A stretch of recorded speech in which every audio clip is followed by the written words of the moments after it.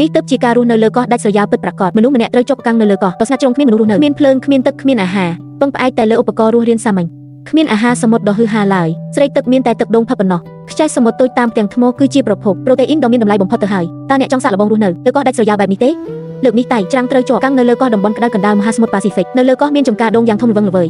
គាត់កាន់កាំបិតរស់រានមានជីវិតដើរតាមឆ្នេរដើម្បីរកទីតាំងសមរម្យធ្វើជាកន្លែងចុងក្រោយគាត់រកឃើញឆ្នេរតូចមួយដែលមានដីទំនេររាបស្មើនៅក្នុងកាតាបមានឆ្នាំងខ្ទះមួយចំនួននិងសម្ភារៈសម្រាប់រស់រានមានជីវិតបន្ទាប់មកតែច្រាំងនឹងព្យាយាមរស់នៅលើកោះនេះមនុស្សជាច្រើនប្រហែលជាគិតដល់ការមុជទឹកដើម្បីចាប់អាហារសមុទ្រ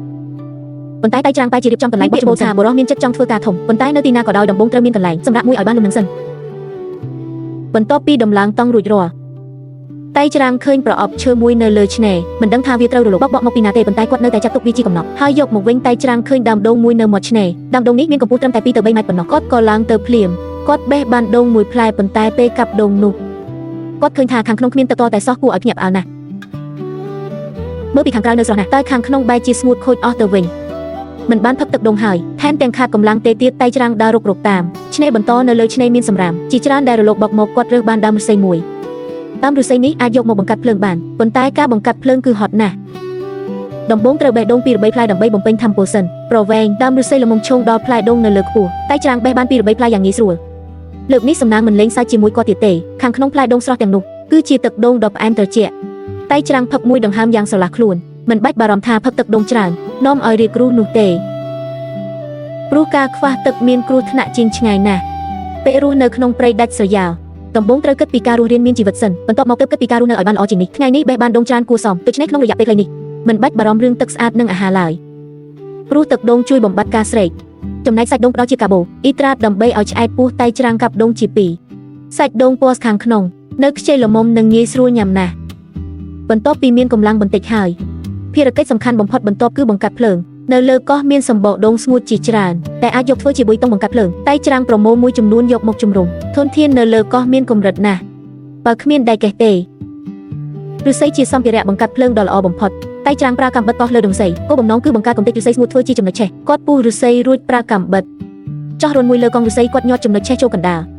មើលទៅដឹងភ្លាមថាគាត់ចង់សាកល្បងវិធីអាឫស្សីយកភ្លើងតែច្រាំងជីករន្ធមួយនៅលើខ្សាច់រួចហែកសរសៃសម្បកដូងស្ងួតក្រោយពីរៀបចំគ្រប់យ៉ាងរួចរាល់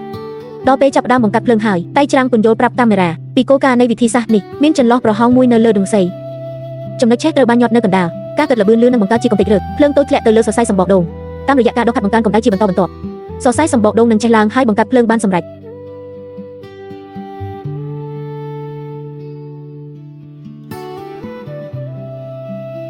ប្រឹងឡើងខ្ញុំបានធ្វើរឿងនេះយូរហើយប្រឹងឡើង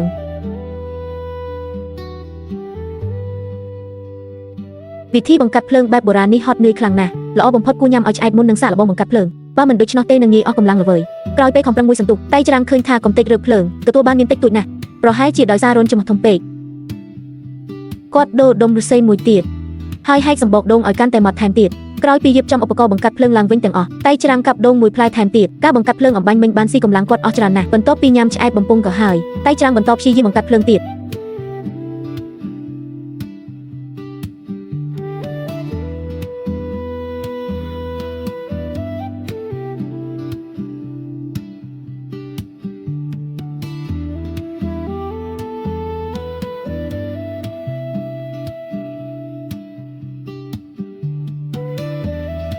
លើកនេះទីបំផុតក៏បានសម្រេចមូលហេតុដែលបរាជ័យលើកដំបូងពិតជាមកពីរន្ធនៅលើដងឫស្សីធំពេកមិនអាចរក្សាកម្ទេចភ្លើងបានល្អក្រោយពេលដូរមកប្រើដុំឫស្សីដែលមានរន្ធតូចជាងតែច្រាំងបង្កាត់ភ្លើងបានសម្រេចយ៉ាងងាយ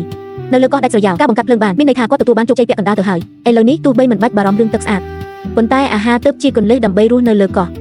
ដូចនេះតែច្រាំងនៅតែត្រូវខំប្រឹងរកអាហារបន្ថែមប៉ុន្តែចំពេលដែលគាត់បំរុងប្រើស្នាដើម្បីបរបាញ់មេឃបែរជាលេងសើចជាមួយគាត់ម្ដងទៀតស្នានោះចាស់ខ្លាំងណាស់ទៅហើយដល់ពេលសំខាន់ខ្សែស្នាបែរជាដាច់បាត់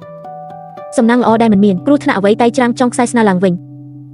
ញរួចត្រឡប់ទៅមាត់សមុទ្រដើម្បីបរបាញ់បន្តប៉ុន្តែទើបតែបាញ់បានមួយគ្រាប់ខ្សែស្នាក៏ដាច់ជាលើកទី2តែច្រាំងមានតែបង្ខំចិត្តចង់វាឡើងវិញម្ដងទៀតទោះបីថ្ងៃនេះជួបឧបសគ្គច្រើនប៉ុន្តែគាត់នៅតែទទួលបានផលខ្លះដែរតែច្រាំងបាញ់បានត្រីមួយក្បាលគាត់យកត្រីមកជំរុំហើយឃើញសត្វពីងពីងមួយនៅលើតង់វាជាប្រភេទពីងពីងព្រៃទោះវាមិនមានពីសាហាវដូចពីងពីងមេម៉ាយខ្មៅប៉ុន្តែបើមិនដេញវាចេញទេយប់ឡើងច្បាស់ជាឥឡូវនៅល្ងាចល្មមមិនទាន់ដល់ម៉ោងបាយល្ងាចទេ តែច្រាំងកប់ត្រីនោះក្នុងសាច់សិនរួចធ្វើកិច្ចការប្រចាំថ្ងៃខ្លះដើម្បីសម្រាប់ពេលវេលាអាកាសធាតុនៅលើកោះក្តៅខ្លាំងណាស់ស្ទើរតែរៀងរាល់2ម៉ោងម្ដងគាត់ត្រូវផឹកទឹកដូងអស់មួយផ្លែរាល់ពេលកាប់ដូងសុទ្ធតែហត់នឿយខ្លាំងតែច្រាំងបកសម្បកដូងនេះផ្លែដូងនេះរាងចាស់បន្តិចប៉ុន្តែសាច់ដូងក្រាស់ណាស់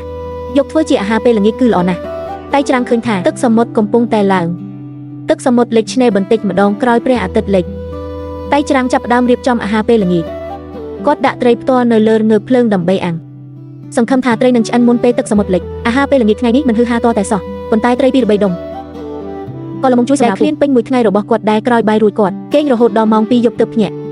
មូសខាំធ្វើឲ្យគាត់ដេកមិនលក់គាត់យកសម្បកដូងគ្រប់លើភ្នក់ភ្លើងព្យាយាមបង្កើតផ្សែងក្រាស់ព្រឹកព្រលឹមថ្ងៃបន្ទាប់តែច្រាំងកាប់ដូងមួយផ្លែធ្វើជាអាហារពេលព្រឹកត្រីតូចកាលពីម្សិលមិញមិនធ្វើឲ្យឆ្អែតតែសោះបើថ្ងៃនេះនៅតែរកអាហារមិនបានគ្រប់គ្រាន់ទេគាត់អាចនឹងដាច់ពូស្លាប់នៅលើកោះនេះមិនខានតែច្រាំងស្ពីកាតាបដើររុករកគាត់ឃើញមានអុសស្ងួតជាច្រើនតាមឆ្នេរក៏រើសមួយចំនួនយកមកតាមខ្លួនពេលព្រះអាទិត្យឡើងខ្ពស់តែច្រាំងកាន់ស្នាចុះទឹកបាញ់ត្រីនៅតំបន់ថ្មពណ៌ព្រះទឹកមានត្រីសមុទ្រច្រើនណាស់ត្រីច្រើនមែនតែជំនាញបាញ់ព្រួញរបស់គាត់អន់បន្តិចបាញ់ជាង10ដងជាប់គ្នាទឹកត្រូវត្រីតូចមួយក្បាល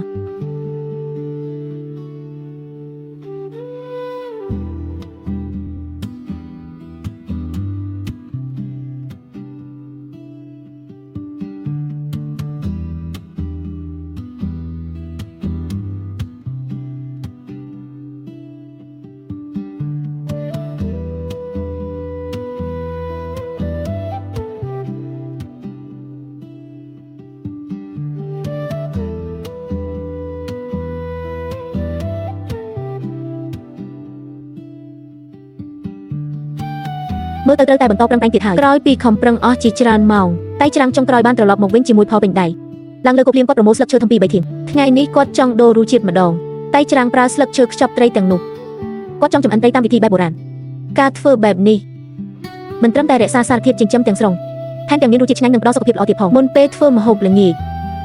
គាត់នៅតែត្រូវកប់ត្រីក្នុងសាច់ដើម្បីរក្សាភាពស្រស់មិននឹកស្មានថាសម្រាប់មួយសន្ទុះសោះទឹកសមុទ្រចាប់ផ្ដើមឡើងមកទៀតហើយតែច្រាំងកាយខ្សាច់រកត្រីធ្វើម្ហូបល្ងាចគាត់ស្ទើរតែគិតថាត្រីត្រូវរលកគួចទៅបាត់ទៅហើយធ្វើឲ្យគាត់ភ័យមួយភាំងក្រោយពេលធ្វើត្រីរួចរាល់តែច្រាំងសម្រាប់ចិត្តយកត្រីទៅអាំងដដែលព្រោះទោះជាយ៉ាងណាត្រីអាំងគឺជាមុខម្ហូបស្តង់ដារសម្រាប់ពេលល្ងាចលើកោះដាច់ស្រយាលគាត់យកស្លឹកឈើគ្រប់ពីលើធ្វើបែបនេះត្រីនឹងឆ្អិនកំឡុងពេលរងចាំត្រីឆ្អិនតែច្រាំងកាប់ដូងមួយផ្លែដើម្បីក្រេបរសជាតិអាហារពេលល្ងាចថ្ងៃនេះសម្បូរបែបណាស់មានត្រីអាំង5ក្បាលនិងដូងមួយផ្លែដោយសារការខិតខំប្រឹងប្រែងរបស់ខ្លួនឯងចុងក្រោយគាត់មិនបាច់ចូលគេងទាំងពោះទេឡើយរវល់ពេញមួយថ្ងៃ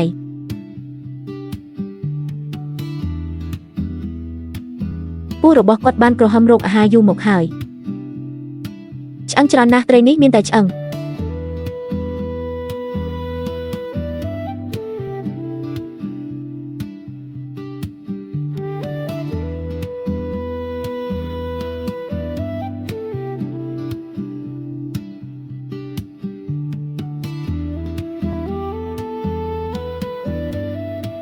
ញ៉ាំជាមួយសាច់ដូងបន្តិចក្រោយញ៉ាំរួចមុនពេលគេងគាត់បានលុបភ្លើងឲ្យចិត្តផ្សែងក្រាស់អាចជួយដេញមូសបានព្រឹកព្រលឹមថ្ងៃទី3តែច្រាំងសម្រាប់ចិត្តបដូរកន្លែងរស់នៅបន្តកោះនេះធំណាស់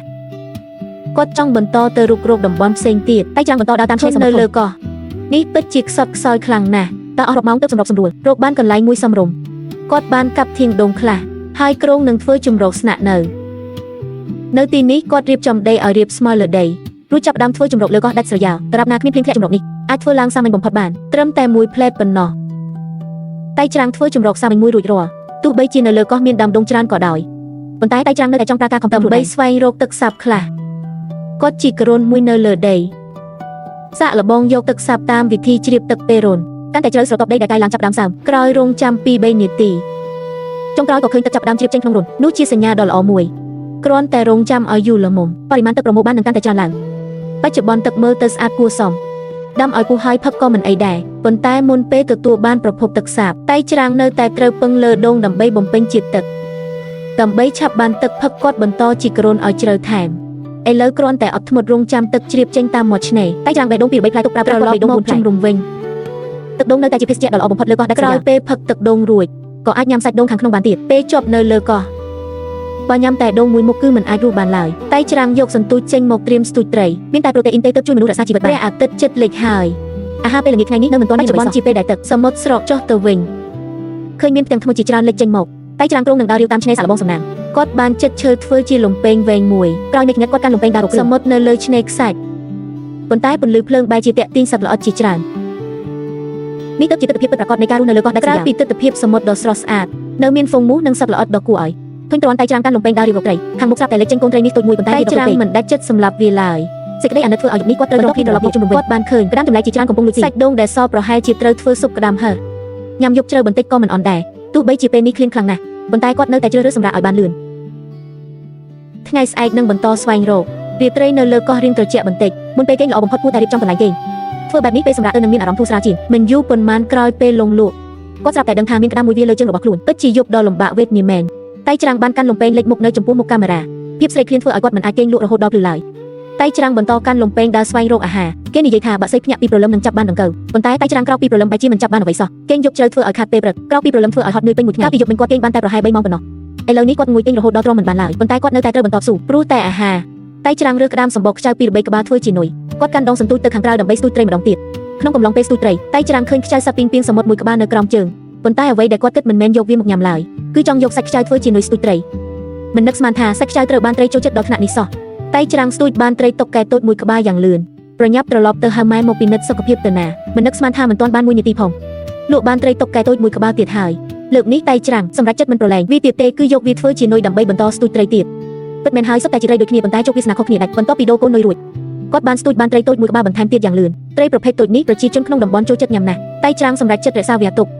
ភ្លាមនោះក៏មានត្រីតុកកែមួយក្បាលទៀតមកខំសន្ទូចត្រីតុកកែមួយក្បាលនេះមានទំហំធំល្មមដែរតែច្រាំងបារម្ភថាពិបាកនឹងស្ទូចបានត្រីធំជាងនេះទៀតណាស់ទឹកដល់រឿងពូដែលកំពុងតែធ្វើបាតុកម្មគាត់ក៏ញ៉ាត់ត្រីចូលទៅក្នុងហោប៉ៅខោភ្លាមត្រីទាំងឡាយដែលស្ទូចបាននៅក្នុងតំបន់ទឹករាក់គឺសុទ្ធតែមានទំហំតូចតែត្រីតូចច្រើនរួមបញ្ចូលគ្នាក៏ល្មមសម្រាប់មួយចំអែតដែរតែច្រាំងទ្រាំមិនបានចង់ញ៉ាំអាហារពេលព្រឹកណាស់ទៅហើយបន្ទាប់ពីត្រឡប់មកជុំរំវិញគាត់ក៏បង្កាត់ភ្លើងភ្លាមនៅលើកោះមានធាងដូងស្ងួតជាច្រើនតែច្រាំងប្រមូលបានយ៉ាងច្រើនបន្ទាប់មកកាន់កែវទឹកដើរចូលទៅជ្រៅក្នុងកោះរុនដែលជីកាពីម្សិលមិញបានជ្រាបចេញទឹកសាបបានច្រើនគួរសមតែច្រាំងដួសមួយកែវប៉ុន្តែធំក្លិនរបស់វាគួរឲ្យពិបាកទ្រាំណាស់ទឹកប្រភេទនេះមិនអាចផឹកផ្ទាល់បានឡើយបីណាស់ដែលវាពិតជាទឹកសាបនៅលើកោះមានដូងច្រើនដូចនេះតែច្រាំងប្រកាសជាមិនចង់ផឹកទឹកដែលធំក្លិនស្អុយបែបនេះទេទឹកដូងនៅតែឆ្ងាញ់ជាងឆ្ងាញ់ណាស់បន្ទាប់ពីត្រឡប់មកជុំរំវិញគាត់ក៏កាប់ដូងមួយផ្លែទៀតបន្ទាប់ពីបំពេញកម្លាំងរួចរាល់តែច្រាំងចាប់ផ្ដើមរៀបចំអាហារពេលល្ងាចគាត់បានប្រមូលដុំធ្នើជាច្រើននៅតាមមាត់ឆ្នេររួចជីករូនមួយនៅក្បែរកន្លែងជំរកដើម្បីបង្កាត់ភ្លើងនៅលើកោះឲ្យតែគ្មានភ្លៀងធ្លាក់គឺមានអុសស្ងួតច្រើនណាស់បន្ទាប់ពីបង្កាត់ភ្នក់ភ្លើងមួយរួចតែច្រាំងបានដាក់បន្ថែមអុសជាច្រើនចូលទៅពេលអុសឆេះខ្លាយជាធ្យូងរងើកគាត់បានយកត្រីដែលស្ទូចបាននៅថ្ងៃនេះចេញមកពិធីធ្វើត្រីទាំងនេះគឺសាមញ្ញខ្លាំងណាស់គ្រាន់តែធ្វើកាត់ក្បាលនិងវះយកពោះវាចេញត្រីតូច3ក្បាលនេះមិនសូវមានសាច់ច្រើនទេប៉ុន្តែញ៉ាំជាមួយដូងមួយផ្លែក៏ល្មមឆ្អែតពោះដែរនៅពេលដែលរងើកភ្លើងបានរួចរាល់តែច្រាំងបានរៀបមែកឈើឲ្យស្មើគ្នាពីលើភ្នក់ភ្លើងបន្ទាប់មកដាក់ត្រីពីលើដើម្បីអាំងផ្សែងហើយគ្រូបស្លឹកឈើមួយសន្លឹកពីលើបន្ថែមទៀតវិធីនេះជួយរក្សាកម្ដៅសម្រាប់ត្រីបានល្អនិងធ្វើឲ្យត្រីឆាប់ឆ្អិនជាងមុននៅក្នុងកំឡុងពេលអាំងត្រូវតែឧស្សាហ៍ប្រែត្រីជាប្រចាំពេលនេះតែច្រាំងបានយកខ្ចៅសាប់ពីងពីងសមុទ្រមួយមកទៀតនៅលើកោះដាច់ស្រយាលនេះទោះបីជាពីងបានត្រីឆ្លាមមួយក្បាលមកក៏មិនចម្លែកដែរត្រីតូចចាប់ផ្ដើមជះក្លិនក្រអូបគួរឲ្យចង់ញ៉ាំតែប៉ុន្មាននាទីទៀតប៉ុណ្ណោះគឺអាចរីករាយជាមួយអាហារពេលល្ងាចបានហើយបន្ទាប់ពីញ៉ាំដូងអស់ពីរផ្លែតែច្រាំងនៅតែឃ្លានរកកចុកពោះគាត់បានយកត្រីអាំងទាំងនោះចេញមកអាហារពេលល្ងាចថ្ងៃនេះសម្បូរបែបគួរសមដែរសុទ្ធសឹងតែជារបស់មានគុណភាពល្អតែច្រាំងបានបកស្បែកត្រីចេញខាងក្នុងគឺជាសាច់ត្រីដ៏ទន់និងមានជាតិទឹក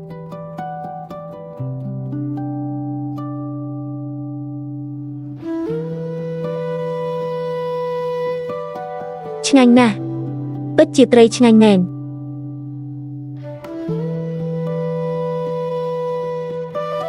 អូយហាហាហាត្រូវឲ្យបងប្អូនទាំងអស់គ្នាឆ្ងាញ់អស្ចារ្យណាស់មិនយូរប៉ុន្មានអាហារពេលល្ងាចត្រូវបានញ៉ាំអស់រលីងគាត់ផឹកទឹកដូងពីរបីក្អឹបបន្ថែមដើម្បីបំពេញជាតិទឹកពេលនេះព្រះអាទិត្យបានលិចបាត់ទៅហើយតែច្រាំងសម្រាប់ចិត្តថានឹងបដូរទីតាំងម្ដងទៀតនៅថ្ងៃស្អែកនៅទីនេះស្ទូចបានតែត្រីតូចកំពេចកំប៉ុកប៉ុណ្ណោះមិនមែនជាពិធីជប់លៀងអាហារសមុទ្រដែលគាត់ចង់បានឡើយព្រលឹមស្រងាត់ថ្ងៃទី5តែច្រាំងបានប្រមូលរៀបចំអីវ៉ាន់ត្រៀមទៅរុករកតំបន់ថ្មីមួយទៀតនៅលើកោះគាត់មានគម្រោងតើកាត់កោះទៅកាន់ត្រើយម្ខាងទៀតបន្ទាប់ពីដើរអស់ជាច្រើនម៉ោងទិដ្ឋភាពនៅត្រើយម្ខាងទៀតនៃកោះគឺខុសប្លែកគ្នាស្រឡះតែច្រាំងដើរបណ្ដាសម្លឹងមើលរុករកបណ្ដាដើម្បីមើលថាតើអាចរកឃើញរបស់អ្វីដែលមានប្រយោជន៍ដែរឬទេគាត់រើបានដូងមួយផ្លែពេលក្រឡុកទៅនៅតែសូពុះទឹកនៅខាងក្នុងតែច្រាំងក៏កាប់ដូងនោះចេញមកសរសៃសម្បកដូងគឺរឹងមាំខ្លាំងណាស់ចុងក្រោយគាត់កាប់យកបានតែចំណែកស្នូលទំហំប៉ុនកណ្ដាប់ដៃប៉ុណ្ណោះសំណាងល្អណាស់ដែលខាងក្នុងនៅសល់ទឹកដូងច្រើនគួរសមបន្ទាប់ពីផឹកទឹកដូងអស់រលីងចំណែកសម្បកដែលសល់ក៏មិនត្រូវទុកចោលឲ្យខាតដែរតែច្រាំងបានប្រើដុំថ្មដុំបំបែកសម្បកដូងនេះហើយគឺជាសាច់ដូងដែលតែច្រាំងចង់បាននៅតាមមាត់ឆ្នេរមានដើមដូងជាច្រើនតែច្រាំងចង់បេះបន្ថែមខ្លះទុកសម្រាប់ធ្វើជាស្បៀងបំរុងប៉ុន្តែពេលដើរមកដល់ក្រោមគល់ដូងទើបដឹងថាដើមដូងនៅទីនេះមានកម្ពស់ខ្ពស់ស្មើនឹងអគារពី5ទៅ6ជាន់ឯណោះប្រាកដណាស់គាត់មិនអាចឡើងទៅរួចឡើយតែច្រាំងបានសាកល្បងគប់ដូងថ្មឡើងលើប៉ុន្តែវាច្បាស់ជាវិធីមួយដែលស៊ីកម្លាំងខ្លាំងណាស់ មនុស្សតែងតែនិយាយថាទៅដល់ណាក៏មានវិធីដោះស្រាយដែរតែច្រាំងចៃដន្យរើសបានដើមឫស្សីមួយមានប្រវែងវែងពី3ម៉ែត្រគាត់ក៏ជ្រើសរើសដើមដូងទាបមួយដើម្បីចាប់ផ្ដើមធ្វើសកម្មភាពប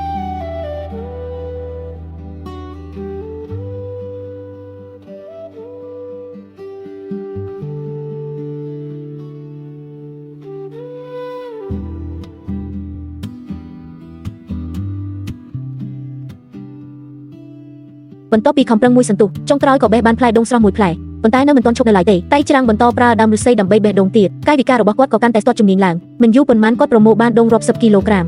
ទឹកដូងដបអែមត្រជាក់ប្រកបជាភេសជ្ជៈបំបត្តិការស្រេកទឹកបំផុតនៅលើកោះចំណែកទឹកដូងដែលនៅសល់ត្រូវបានចាក់ចូលទៅក្នុងដបទាំងអស់ដើម្បីរក្សាទុកទឹកដូងពេញមួយដបនឹងមានភាពងាយស្រួលជាងមុនសម្រាប់ផឹកនៅពេលក្រោយនៅទីនេះលេចចេញនៅតំបន់ទាំងថ្មចំដ៏ធំមួយតែច្រាំងបានយកខ្សែសន្ទូចមកទីនេះដើម្បីស្ទូចត្រីឯនុយស្ទូចត្រីគឺគាត់រើសបាននៅលើឆ្នេរខ្សាច់គាត់អង្គុយស្ទូចអស់រយៈពេលជាង10នាទីប៉ុន្តែគ្មានត្រីណាមួយមកខំនុយសោះប្រហែលជាដោយសាររលកនៅតំបន់ថ្មប៉ព្រះទឹកធំពេកតែច្រាំងបានបដូរទៅប្រើផ្លែសន្ទូចប្រភេទផ្សេងវិញគាត់ទៅស្វែងរកកន្លែងដែលមានរលកស្ងប់ជាងនេះដូចជាកំពង់ផែចាស់ដែលគេបោះបង់ចោលនៅលើកោះគឺជាទីតាំងស្ទូចត្រីដ៏ល្អមួយ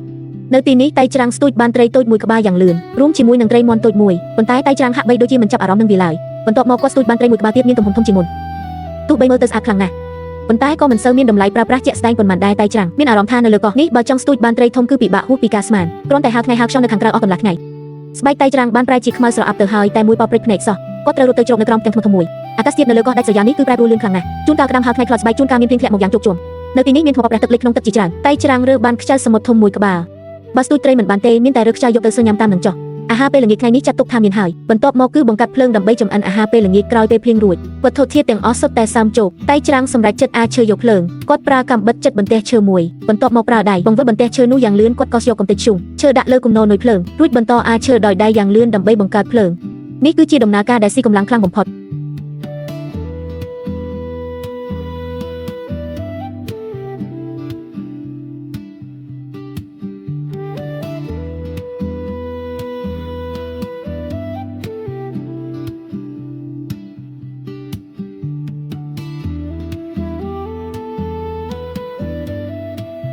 អ្វីដែលធ្វើឲ្យខ្ញុំភ្ញាក់ផ្អើលគឺគាត់ពិតជាបង្កាត់ភ្លើងបានសម្រេចដោយវិធីនេះមើលទៅហាក់ដូចជាសាមញ្ញមែនទេអ្នកទាំងអស់គ្នាក៏អាចសាកល្បងមើលបានដែរពេលមានភ្លើងនៅលើកោះដាច់ស្រយាលហើយគឺអាចចម្អិនអាហារពេលល្ងាចបានគាត់ដាក់ខ្ចៅតូចផ្ទាល់ទៅលើងើបភ្លើងដើម្បីអាំងទោះបីជាគ្រឿងផ្សំថ្ងៃនេះរាងសាមញ្ញបន្តិចប៉ុន្តែសុទ្ធសឹងតែជាគ្រឿងសមុទ្រមានគុណភាពបន្ទាប់ពីញ៉ាំឆ្អែតតែច្រាំងចាប់ដើមស្វែងរកកន្លែងដើម្បីធ្វើចម្រោកនេះគឺជាឆ្នេរខ្សាច់ពណ៌ខ្មៅមួយកន្លែងតែច្រាំងចាប់ដើមប្រមូលវត្ថុធាតុដើមដើម្បីធ្វើចម្រោកស្នាក់នៅគាត់ដាំដើមឫស្សីមួយបញ្ឈរទៅក្នុងដីបន្ទាប់មកដាក់បន្ទះឫស្សីធ្វើជាគ្រោងសងខាងឃើញថាឫស្សីមិនគ្រប់គ្រាន់គាត់ក៏ទៅរើសឫស្សីបន្ថែមនៅតាមឆ្នេរបន្ទាប់មកកែចម្រៅផ្នែកខាងក្នុងនៃចម្រោកបន្ថែមជាង10សង់ទីម៉ែត្រអ្វីដែលមើលទៅដូចជាភ្នោនេះគឺជាចម្រោកស្នាក់នៅរបស់គាត់ហើយគាត់បញ្យល់ថាហេតុអ្វីបានជាមិនធ្វើចម្រោកនៅកន្លែងត្រជាក់ស្រមោលហេតុផលគឺនៅក្បែរព្រៃឈើ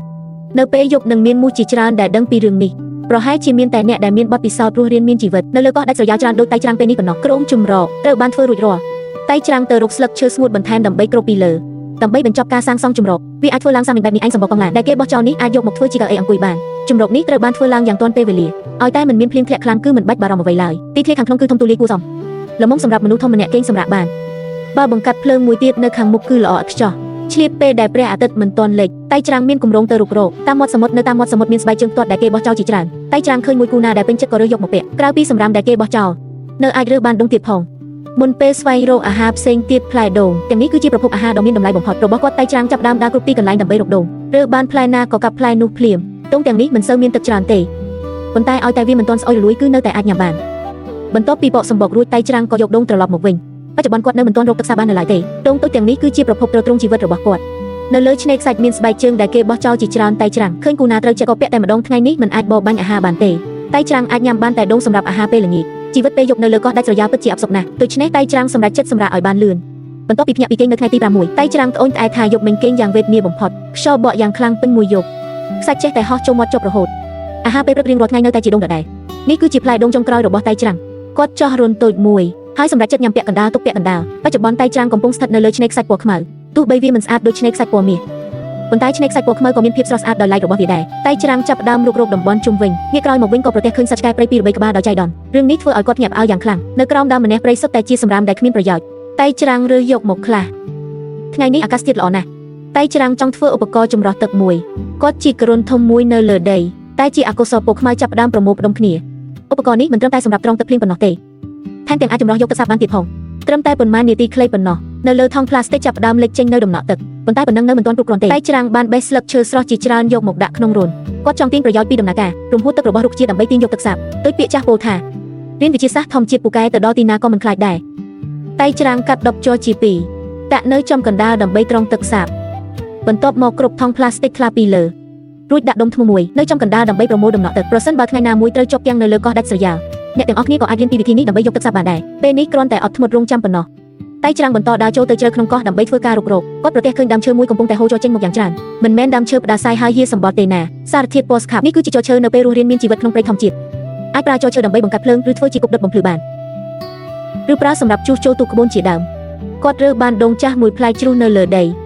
ប៉ុន្តែមិនមែនដងចាស់ទាំងអស់សុទ្ធតែអាចញ៉ាំបានទេនៅលើកោះមានដើមម្នះព្រៃជាច្រើនតាមពិតទៅស្នូលរបស់ពួកវាភាគច្រើនតែងតែមានដង្កូវក្រាគួរឲ្យស្ដាយដែលតែច្រាំងមិនបានដឹងពីរឿងនេះតែច្រាំងត្រឡប់មកជំរុំវិញក៏ឃើញថាឧបករណ៍ចម្រោះចាប់ផ្ដើមប្រមូលបានទឹកសាបហើយបច្ចុប្បន្នគាត់នៅសល់តែទឹកដងកន្លះដបប៉ុណ្ណោះវាគឺជាប្រភពទឹកសាបចុងក្រោយដែលនៅសេសសល់ប៉ុន្តែតែច្រាំងសម្រេចចិត្តផឹកវាឲ្យអស់ព្រោះគាត់មានឧបករណ៍ដែលកំពុងតែប្រមូលទឹកសាបរួចទៅហើយតែច្រាំងមានបំណងបង្កាត់ភ្លើងមុននៅលើកោះដាច់ស្រយាលវិធីដែលពេញនិយមបំផុតគឺការអាចឈើយកភ្លើងក្រៅពីនេះអាចប្រើប្រាស់ដបកែវដើម្បីប្រមូលផ្ដុំពន្លឺព្រះអាទិត្យនិងបង្កាត់ភ្លើងតែច្រាំងញីសរសៃសម្បកដងឲ្យបែកសរសៃតូចនិងងាយឆេះជាងបន្ទាប់មកគាត់គ្រាន់តែប្រើដបកែវប្រមូលផ្ដុំពន្លឺព្រះអាទិត្យដើម្បីបង្កាត់ភ្លើងគាត់កាន់ដបកែវក្នុងរបៀបនេះប្រមូលផ្ដុំពន្លឺថ្ងៃទៅលើគំនរនុយភ្លើងមិនយូរប៉ុន្មានក៏ឃើញផ្សែងហុយឡើងវិធីនេះមានប្រសិទ្ធភាពជាងការអាចឈើយកភ្លើងឆ្ងាយណាស់ហើយជួយសន្សំកម្លាំងបានច្រើនទៀតផងតែច្រាំងបង្កើតរងើកភ្លើងបានយ៉ាងលឿនគ្រាន់តែផ្លុំធ្នមក៏អាចបញ្ឆេះនុយភ្លើងបានមានភ្លើងហើយគឺអាចចម្អិនអាហារបានតែច្រាំងទៅតំបន់ថ្មប៉ប្រះទឹកដើម្បីរកគ្រឿងសមុទ្រនៅលើផ្ទាំងថ្មមានខ្ចៅសមុទ្រតូចជាច្រើនប៉ុន្តែប៉ុណ្ណឹងគឺមិនគ្រប់គ្រាន់ឲ្យឆ្អែតទេក្តាមសមុទ្រមួយក្បាលបានតាក់ទាញចំណាប់អារម្មណ៍របស់គាត់តែច្រាំងចាប់វាដោយដៃទេបានសម្រេចពុករួមជាមួយខ្ចៅតូចមួយចំនួនប៉ុន្តែប៉ុណ្ណឹងនៅមិនទាន់គ្រប់គ្រាន់ឡើយបើខ្វះប្រូតេអ៊ីនគឺមានតែយកដើមដំបងយក្សមកបំពេញបន្ថែមតែច្រាំងត្រឡប់មកជំនុំវិញដើម្បីពិនិត្យមើលឧបករណ៍ចម្រោះនៅក្នុងដបជ័រគឺប្រមូលបានទឹកសាបពី3ក្អឹកសម្រាប់តែច្រាំងនេះគឺជាភាពជោគជ័យមួយគាត់ប្រើទឹកសមុទ្រដើម្បីស្ងោរខ្ចៅរួចដាក់ក្តាមទៅលើងើបភ្លើងដើម្បីអាំងគ្រឿងផ្សំអាហារពេលល្ងាចថ្ងៃនេះរៀងប្លែកបន្តិចគឺគ្រឿងសមុទ្របន្តិចបន្តួចរួមជាមួយបន្លែព្រៃខ្ចៅមានទំហំតូចណាស់តែច្រាំងប្រើផ្លាស់សន្ទូចឆ្កឹះយកសាច់ខាងក្នុងចេញមកអាចចាត់ទុកត្រឹមតែជាអាហារសម្រន់ប៉ុណ្ណោះគាត់មិនដាច់ចិត្តផឹកទឹកសាបដែលប្រមូលបានទាំងអស់ទេម្ដងហ៊ានតែក្រេបមួយក្អឹកតូចប៉ុណ្ណោះអូខេវីដេអូថ្ងៃនេះដល់ត្រឹមនេះហើយអ្នកទាំងអស់គ្នាកុំភ្លេចចុច like និង subscribe channel ផងដើម្បីទស្សនាវីដេអូរស់រានមានជីវិតនៅលើកោះដាច់ស្រយាលជាច្រើនទៀត